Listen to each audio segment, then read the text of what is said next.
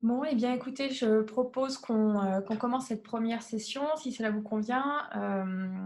Est-ce que tout le monde m'entend? Est-ce que, d'une façon ou d'une autre, vous arrivez au moins à voir les images et à entendre ma voix? J'ai l'impression que oui, j'ai l'impression que tout le monde a son audio de connecté. Ça me semble bien.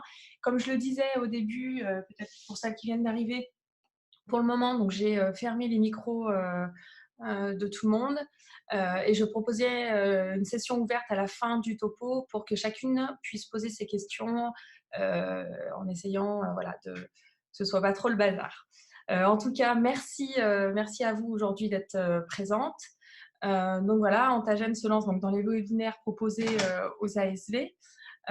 Donc aujourd'hui, c'est notre première session et ensuite, nous allons tous les 15 jours proposer un thème jusqu'à peu près début décembre. Donc aujourd'hui, je vous propose donc un premier topo donc, sur les maladies génétiques, sur les notions de base. Donc l'idée, c'était de, voilà, sur cette première session, de dire on reprend un petit peu les bases pour après aller un peu crescendo dans les topos. Donc nous allons essayer de faire quelque chose d'assez pratico-pratique pour vous, pas forcément d'entrer dans la technique parce que je ne pense pas que ce soit nécessaire, du moins dans votre relation avec la clientèle, puisque l'idée voilà, de ces topos, c'est bien évidemment que vous soyez plus à l'aise pour discuter avec les clients de la clinique ou du cabinet vétérinaire des tests génétiques. Donc, je voulais au début donc, faire un simple rappel sur des termes que vous pouvez entendre régulièrement, chromosome, ADN, gènes. On se mélange souvent, on ne comprend pas toujours de quoi il s'agit. J'ai essayé de faire des définitions simples avec un petit schéma que je trouve assez parlant pour expliquer tout ça. Donc, tout d'abord, on parle de chromosome. Donc, c'est ce qui est l'élément qui constitue l'ADN et de protéines qui portent les gènes. Donc, comme vous voyez ici, on a deux chromosomes. L'un provient du père et l'autre provient de la mère. Ensuite, sur ces chromosomes, vous allez avoir ce qu'on appelle donc l'ADN. Il constitue la molécule support de l'information génétique héréditaire. Donc, sur notre petit schéma, c'est ce qui va être représenté donc, par le petit filament en tourbillon. Donc, c'est ce qui constitue donc l'ADN. Et comme on voit, donc sur l'ADN, sur chaque chromosome, on va avoir une partie de l'ADN qui va être codée, c'est ce qu'on appelle donc le gène. C'est le morceau d'ADN qui correspond à une information génétique particulière, donc comme par exemple la couleur du pelage, pour également tout ce qui est donc la présence ou non d'une maladie génétique. Donc chaque gène est présent en double dans les cellules, l'un provenant du père, l'autre de la mère, et ces deux copies sont appelées les allèles. Ensuite, pourquoi parle-t-on de mutation? Donc, une mutation, c'est une modification de la séquence d'ADN d'un gène. Elle vient perturber donc la fabrication de la protéine et donc va donner un mauvais ordre. Et c'est ce qui va se passer donc, quand on va avoir une maladie génétique qui apparaît. Il y a eu donc à un moment donné une mutation, une modification de la séquence d'ADN. Donc dans ce cas-là, la protéine ne joue plus son rôle, et nous sommes donc face à une maladie génétique. Qu'est-ce qu'on appelle finalement maladie génétique? Maladie héréditaire. Donc là aussi, il y a beaucoup, on entend souvent des termes, on parle aussi de tares génétiques. Ce sont des termes, les tares génétiques qu'on n'emploie plus parce qu'ils ont évidemment une connotation négative. Donc nous, on va parler de maladie génétique, de maladie héréditaire principalement. Donc la maladie génétique, c'est ce que j'ai dit donc précédemment, c'est une maladie qui est causée par une anomalie de gènes. Elle est présente bien évidemment dès la naissance. La maladie héréditaire, donc c'est bien une maladie génétique, mais donc qui est transmise par les parents. C'est une notion importante parce que nous, en tout cas chez les chiens et les chats, on n'étudie que des maladies héréditaires avec donc une anomalie qui sera transmise soit par le père, soit par la mère, soit par les deux parents. Mais donc on est bien face à la maladie génétique. Enfin, un autre terme qu'on employait mais qu'on n'entend plus, maladie congénitale. Donc, ce sont également donc, des maladies génétiques que l'on voit dès la naissance. Par contre, elles peuvent être soit génétiques, soit elles sont présentes dès la naissance, mais elles vont être contractées, par exemple, par une prise de médicaments lors de la gestation. Ça peut être aussi une carence en vitamines, ça peut être quelqu'un donc exposé à des radiations, et du coup, l'individu à naître va présenter une anomalie à la naissance. Donc, c'est pour ça qu'on ne parle pas toujours, en tout cas qu'on ne parle pas, nous, de maladies congénitales, parce que chez le chien et les chats, on est vraiment face à des maladies héréditaires et nos tests génétiques sont prévus pour cela, pour dépister des mutations transmises par les parents. Donc voilà, c'était quelques petites notions que je voulais rappeler pour que tout le monde s'entende bien sur les termes qu'on utilise, en tout cas en génétique animale et en tout cas chez Antagène. Donc voilà un petit rappel sur les origines des maladies génétiques. Donc on parle de l'effet fondateur. Donc qu'est-ce que l'effet fondateur? C'est simplement, au départ, on va avoir donc une population d'origine et on va sélectionner un individu pour ses qualités. Donc ça peut être qualité morphologique, ça peut être comportementale, ses aptitudes. Et en fait, en sélectionnant donc cette population avec cet individu-là, on va créer ce qu'on appelle un isolat génétique. Donc, c'est ce qu'on, plus précisément, donc chez les chiens et chats, on va parler par exemple de la race. La race est un isolat génétique, puisque finalement, les individus n'échangent pas avec d'autres populations génétiques. Le problème de cet isolat, c'est qu'on va choisir sans le savoir un individu qui va être porteur, par exemple, d'une maladie génétique. Et cet individu, parce qu'il a été sélectionné pour ses caractères morphologiques et ses aptitudes, va devenir ce qu'on appelle un super reproducteur et va petit à petit transmettre sa mutation autour de lui à ses descendants. Donc en fait, c'est ce qu'on appelle une sélection involontaire des maladies génétiques. Donc pour bien que vous compreniez en fait mon exemple, j'ai choisi donc le Charpey qui a été sélectionné au début parce qu'il a un caractère morphologique intéressant avec des plis. Donc on a sélectionné un reproducteur parce que justement il était particulièrement beau. Malheureusement, sans le savoir, en sélectionnant ce reproducteur, on a également sélectionné toute une série de problèmes de santé tels que le syndrome d'inflammation chronique, des otites, des fièvres, des dermatites. Et donc, petit à petit, ce chien va transmettre cette mutation à sa descendance. Sur le plus long, à court terme, on ne s'en aperçoit pas puisqu'on n'aura au début que des chiens porteurs sains.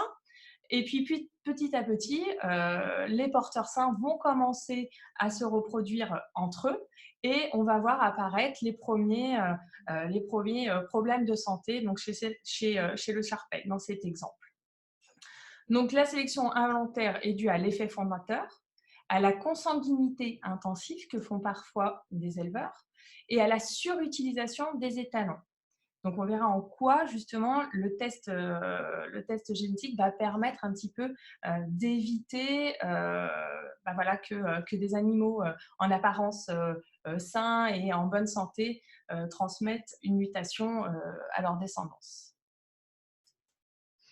Donc ici, simplement un petit rappel pour vous rappeler que voilà, chez les chiens et chats, la présence des maladies génétiques est particulièrement élevée comparativement à l'homme.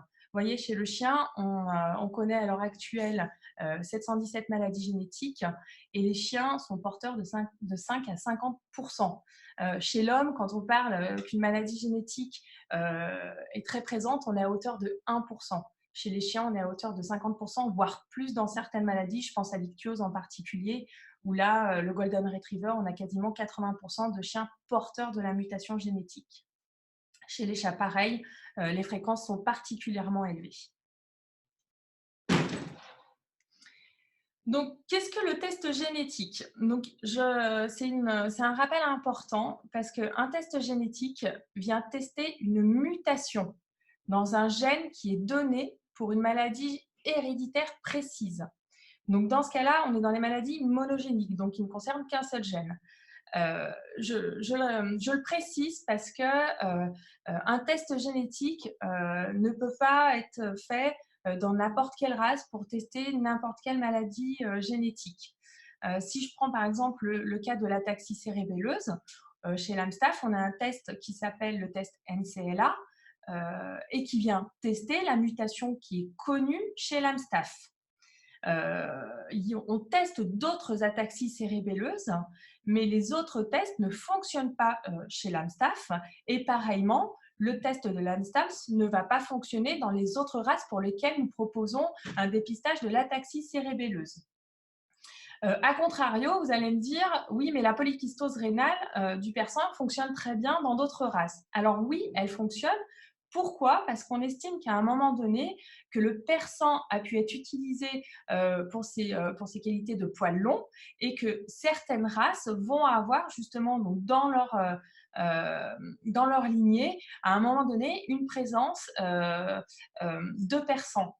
Donc, à partir du moment où il y a eu utilisation de persan, euh, il peut y avoir eu la transmission de la mutation qui était connue chez le persan.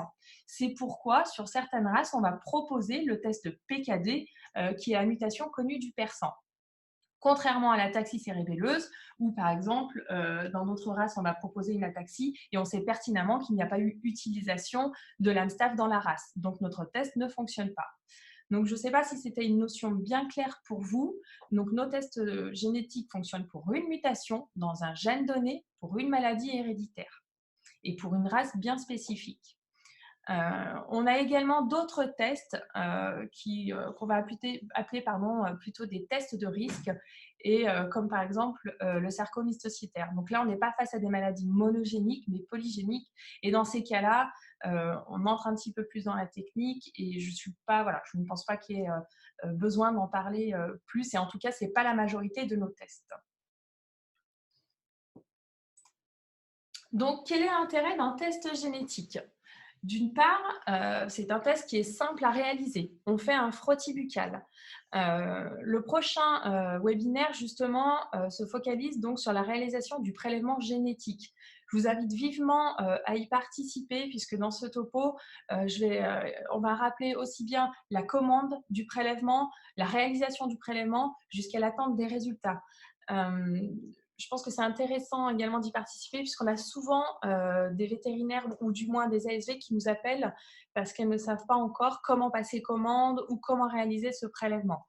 Donc, comme je vous dis, c'est un frottis buccal, donc il n'y a pas de geste technique particulier, mais par contre, il y a des précautions à prendre, certaines règles d'hygiène à garder. Donc voilà, c'est important de savoir comment procéder. Il est fiable puisque nos résultats sont fiables à plus de 99%. On peut le faire à n'importe quel moment de la vie de l'animal et il est valable toute la vie. Pour les éleveurs, c'est vrai qu'il faut que ce test soit fait à partir du moment où l'animal est identifié par puce ou tatouage, tout simplement pour que les résultats soient rendus officiels. N'empêche que si nous ne sommes pas dans le cadre de la reproduction, quelqu'un qui voudrait sur son chien ou son chat procéder à un test génétique peut le faire dès le plus jeune âge, dès 15 jours, avec certaines précautions, par exemple veiller à ce que le chiot, le chaton n'ait pas tété, etc. Et comme je vous disais, donc c'est un test qui va être valable toute la vie de l'animal. L'ADN de votre animal ne va pas changer en cours de vie. Contrairement à la clinique, un chien, à un moment donné, va pouvoir montrer les symptômes d'une maladie. S'il est traité correctement, il sera guéri, il n'aura plus les symptômes. Quand on est face à une maladie génétique, on est bien d'accord qu'un chien ou un chat qui va être testé avant même les premiers symptômes d'une maladie génétique, si le chien est homozygote muté ou le chat homozygote muté, c'est un chien qui développera la maladie. Et ça, on en est sûr et certain. Voilà. Ensuite, notre test va permettre de dépister les porteurs sains et les atteints. Voilà, donc on vient tester donc une mutation, comme je vous disais tout à l'heure. Et enfin, en termes de coûts, on estime que ce sont des tests qui sont accessibles à la plupart des propriétaires et des éleveurs. La majorité de nos tests étant à 75 € unitaires et ensuite, on propose évidemment des packs avec des tarifs dégressifs. Donc, les inconvénients, comme je vous le disais, alors on ne peut pas appeler ça vraiment des inconvénients, mais en tout cas, voilà, notre test génétique ne va tester qu'une seule mutation connue, donc qu'une seule maladie. Et pareillement, même si on va pouvoir dire oui ou non, votre chien ou votre chat va développer la maladie génétique, on ne pourra pas prévoir la gravité ni l'âge d'apparition exact de la maladie. Donc c'est pour ça, ça peut être perturbant pour certains propriétaires. Quand on leur parle de maladie génétique, ils ont un chien qui est a priori ou un chiot ou un chaton a priori en bonne santé Néanmoins, à un moment donné, ce chien pourrait développer une maladie génétique. Le seul moyen de le savoir, c'est de proposer un test génétique. Alors, comment trouver l'information et les tests disponibles pour les maladies génétiques? Donc pour ça, je vous invite à aller sur notre site Antagène. Il est assez facile d'accès, en tout cas pour trouver les maladies et les tests génétiques disponibles par race. Donc en fait, vous allez arriver donc, sur notre site qui vous propose un portail avec différentes races et on vous invite à venir noter à cet endroit la race du chien ou du chat que vous avez en face de vous. Alors par contre, ce sont les races qui sont données par le LOF et le LOUF. Donc Westie, par exemple, si vous tapez Westie, vous ne trouverez pas la race. Il faudra bien taper West Highland Terrier, etc. Donc bien faire attention à ça, de bien noter les races telles qu'elles sont notées dans les pédigrés des chats ou des chiens. Une fois que vous avez trouvé la race qui vous correspond, vous allez arriver donc sur une nouvelle page. Donc là, j'ai fait le choix du Border Collie. Et sur cette page, on va vous rappeler tous les tests disponibles dans la race.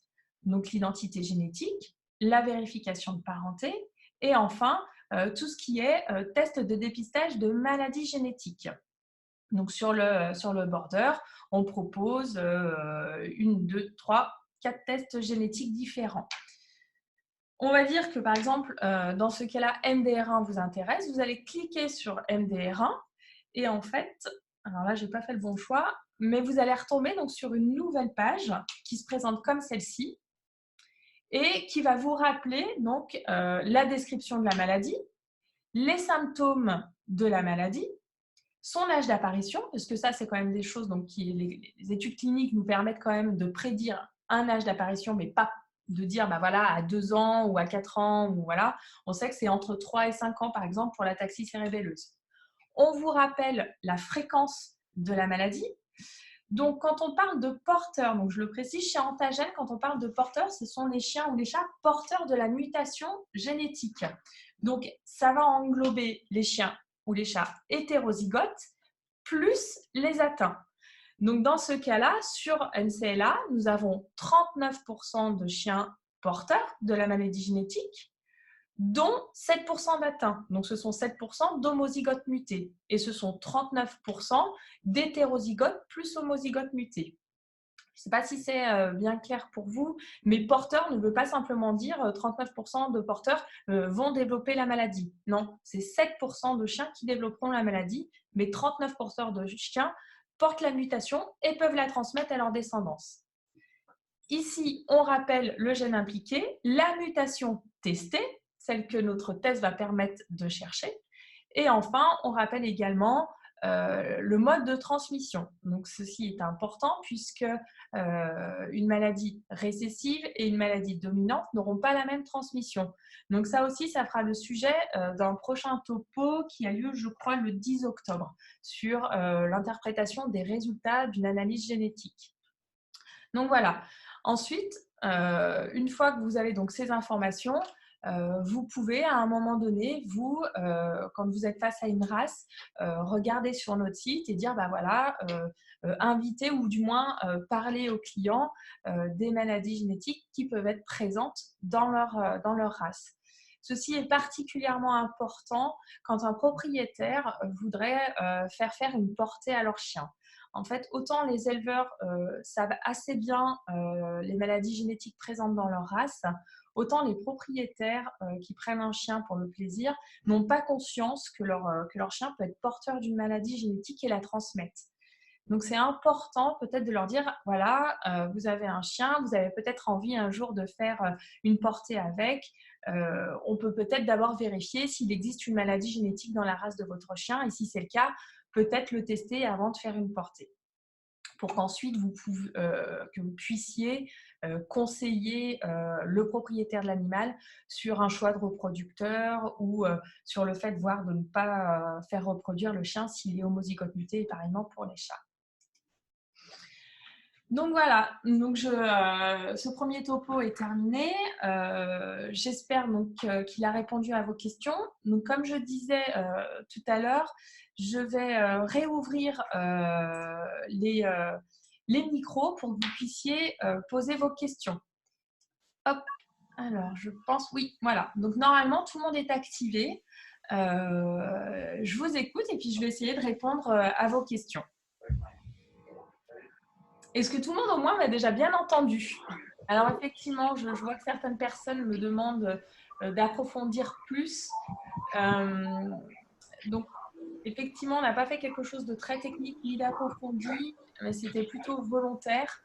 Il y aura certainement des webinaires qui seront proposés au secteur, peut-être un petit peu plus poussés et un peu plus approfondis.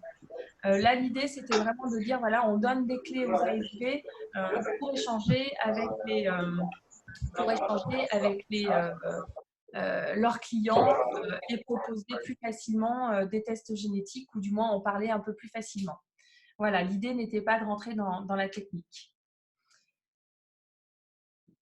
Alors, pour le moment, il n'était pas forcément prévu de renvoyer des PDF de la présentation. Pas immédiatement. Peut-être, on pourra y réfléchir peut-être à la fin des sessions, de toutes les sessions. Peut-être effectivement refaire un petit envoi qui synthétise les différents topos. Ensuite, ce qui pourra être fait par contre, ce que je vous enverrai, c'est plutôt un questionnaire retour sur la qualité donc, des topos pour avoir votre avis, mieux comprendre également vos attentes pour les prochaines fois. Mais voilà, pour le moment, il n'y a pas de PDF prévu. Alors, on me pose une question. Peut-on faire les tests sur des animaux croisés? Alors, oui, à partir du moment où on pense qu'il y a bien la présence d'une race. Par exemple, notre test NBR1 va fonctionner chez tous les chiens de berger parce qu'on estime qu'à un moment donné, il y a eu présence de bergers australiens ou de Shetland. Donc, à partir du moment où on a un chien croisé avec l'une des races pour lesquelles le test est possible, auquel cas on va pouvoir proposer un test génétique. Mais pour ça, il faut être bien sûr que l'animal soit croisé avec une race bien connue. On ne pourra pas faire sur un chien croisé, proposer un test génétique. Là, ça n'aurait plus de sens. Alors, on me pose également la question, peut-on revisionner cette conférence? Pour les personnes qui le souhaitent, oui. Je pourrais vous renvoyer cette conférence si vous le souhaitez. Il faudrait simplement, dans ces cas, écrire un mail à Antagène, à contact@antagène.com, en précisant donc, que vous avez participé au premier webinaire Antagène et que vous souhaitez avoir la conférence en vidéo.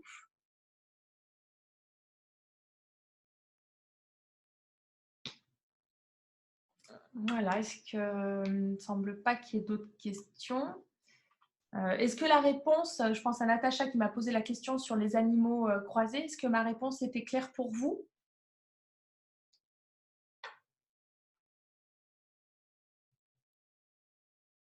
Bon, très bien, super.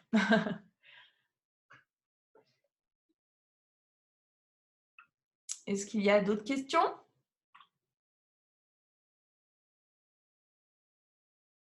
Si c'est tout bon pour tout le monde, et ben, on va pouvoir clore cette première session. On avait dit 12h45, 13h15.